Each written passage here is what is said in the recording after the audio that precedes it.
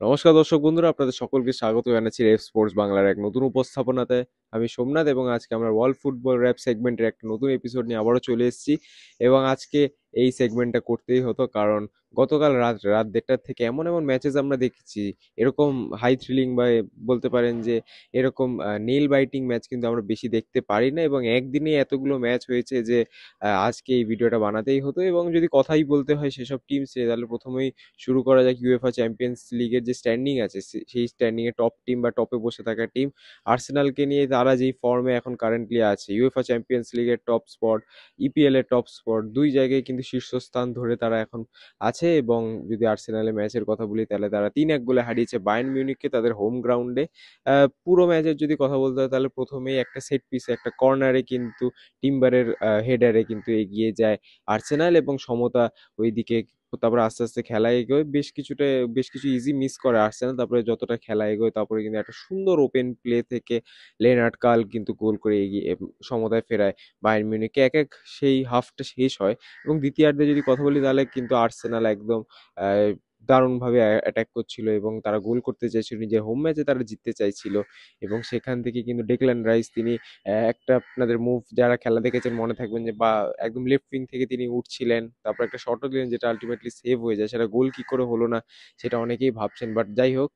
তারপরেই কিন্তু একটা বলতে পারেন যে সেট পিস বা একটা ক্রস থেকে কিন্তু আর্সেনালকে এগিয়ে দেয় মাদুয়েকে। এবং একদম আর 7 মিনিট পরে, 70 মিনিটের মাথায় এবং 77 মিনিটে কিন্তু মার্টিনেলি গোল করে বা কাউন্টার অ্যাটাকে গোল করে একদম জয়টা সিল করে দেয়। যদিও বায়ার্ন মিউনিখেরও কথা এখানে বলতে হবে, তারা কিন্তু 2-1 গোলে যেই পিছিয়ে পড়েছিল, তখন কিন্তু তারা ফুল আউট অ্যাটাকে গেছিল। এমনকি তাদের গোলকিপার অনেকটাই এগিয়ে এসেছিল, ডিফেন্সের অনেক প্লেয়ার তারা উঠে এসেছিল মিড লাইনে।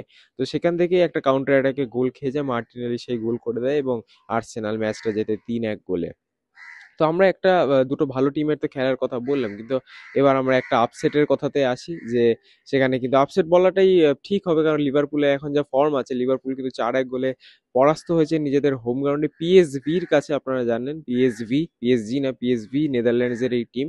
এবং তারা যেভাবে ফুটবলটা খেলেছে, ইভান পেরিসিচের পেনাল্টিতে গোল, তারপরে যাবতীয় যা গোল টোল হয়েছে, পুরো ম্যাচটাই স্কোর লাইন দেখে আপনারা ভাবছেন যে পিএসভি হয়তো পুরো ম্যাচটা ডমিনেট করেছে, 4-1 গোলে যেহেতু হারিয়েছে লিভারপুলকে, বাট এটা একদমই না। আহ, তাদের যে গোলকিপার আছে মাতেজ কভার, সে কিন্তু যা সেভ কয়েকটা দিয়েছে, 7 থেকে 8টা সেভ তিনি করেছেন, এবং 4 থেকে 5টায় কিন্তু একদম গোলমুখী শট তিনি বাজিয়েছেন। এক নিঃসন্দেহে তিনি কালকের ম্যান অফ দ্য ম্যাচ। এবং খেলাটা দেখে হয়তো অবশ্যই মনে হয়েছিল যে পিএসভি হয়তো ডমিনেট করেছে লিভারপুলকে, বাট লিভারপুলের সামনে কিন্তু দাঁড়িয়ে ছিল সেই মাতেজ কভার, পিএসভির সেই গোলকিপার। এবং তার এই দুর্দান্ত পারফরমেন্সেই কিন্তু অ্যানফিল্ডে বলতে পারেন যে লিভারপুলের এরকম অবস্থা হলো। এবং সম্ভবত আর্নে স্লটকে এবার স্যাক করে দেওয়া হতে পারে। এটা আমরা একটা ইউরোপিয়ান নিউজ পেপার থেকে আমরা দেখলাম জিনিসটা সকালবেলা। কিন্তু মোস্ট লাইকলি এরকম একটা হারের পর আর্নে স্লটের মানে যুগের কিন্তু অবসান ঘটতে পারে লিভারপুলে, এবং নতুন কোচ কে হবে সেটা কিন্তু অবশ্যই আমাদের নজরে থাকবে। এরপর যদি আমরা কথা বলি, সব থেকে obvious match Real Madrid versus Olympiacos, সব থেকে বেশি ওয়াচড ম্যাচ আপনারা বলতে পারেন। সেই ম্যাচে অবশ্যই দুটো স্টোরি আছে, দুটো হাফের দুটো স্টোরি আছে। প্রথমে যদি কথা বলি ফার্স্ট হাফের, তাহলে অলিম্পিয়াকোস একটা দুর্দান্ত ওপেন প্লেতে গোল করে এগিয়ে যায়। টপ ফিনিশ ছিল ফার্স্ট গোল, যেটা অলিম্পিয়াকোস করেছিল একদম লেফট কর্নারে। তারপরে যদি কথা বলতে, পুরো রিয়েল মাদ্রিদ টিমটা কিন্তু তারপর জ্বলে উঠেছিল, অ্যাটাকের পর অ্যাটাক তারা করেছিল। এবং ওই 21 মিনিট থেকে 28 মিনিটের মধ্যে কিলিয়ান এমবাপ্পের হ্যাটট্রিক, 3টে গোল তিনি করেছেন, হেডে গোল করেছে, ফিনিশ করেছে, লেফট উইং থেকে গোল করেছে, কি না করেছে। তো ওই জাস্ট 7-8 মিনিটের মধ্যে একটা হ্যাট্রিক করে কিন্তু ওখানেই ম্যাচটা মোটামুটি শেষ করে দেয়। ইভেন ভিনিসিয়াস জুনিয়রেরও একটা গোল হয় তার পরে পরই, বাট সেটা অফসাইড দিয়ে দেওয়া হয়। এবং দ্বিতীয়ার্ধে যখন খেলা যায়, ফার্স্ট হাফের খেলা 3-1 গোলে এগিয়ে থাকে রিয়েল মাদ্রিদ, এবং যখন দ্বিতীয়ার্ধে খেলা যায়, তখন কিন্তু আবারও সেই কিলিয়ান এমবাপ্পে আরেকটা গোল করে, এবং কালকে 4-4টি গোল করেছেন তিনি।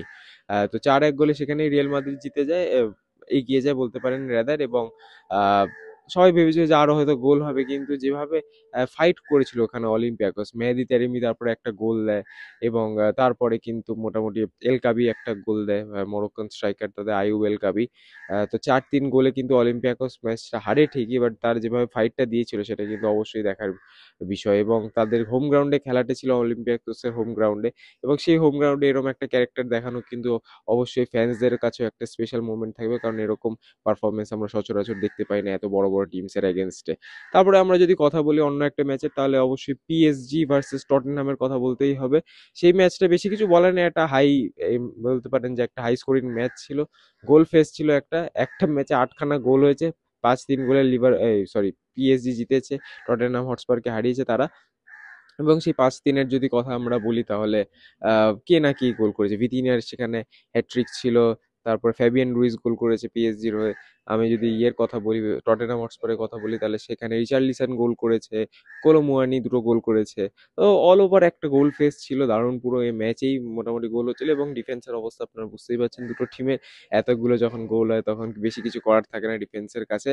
তো এরকম একটা ভালো ম্যাচ হলো। তাছাড়া অ্যাথলেটিকো মাদ্রিদও কিন্তু হারিয়েছে ইন্টার মিলানকে 2-1 গোলে। এটা একটা অবাক করার বিষয়, কারণ ইন্টার মিলান যেরকম ফর্মে ছিল, তারা এরকম একটা হার হেরেছে এবং তারা কিন্তু অনেকটাই পিছিয়ে গেল চ্যাম্পিয়ন্স লিগের।